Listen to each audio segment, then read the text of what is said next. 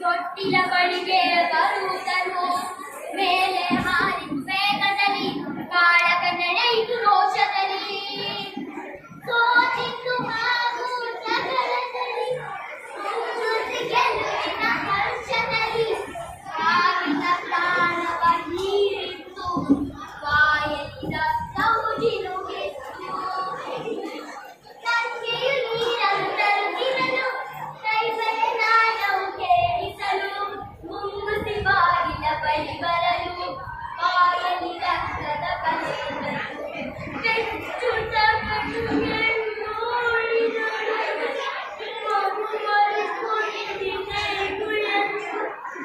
ಮುಂಗುಸಿಯನ್ನು ಚಚ್ಚಿದಳು ಅಳುತ್ತಾ ಒಳಗೆ ಓಡಿದಳು ಕಟ್ಟಿಲ ಮಗನು ನಗುತ್ತಿತ್ತು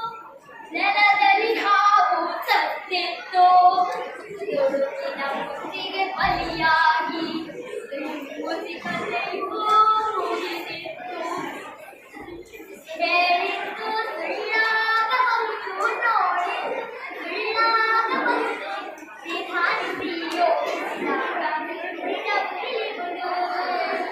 ನಿಧಾನಿಸಿಯೋ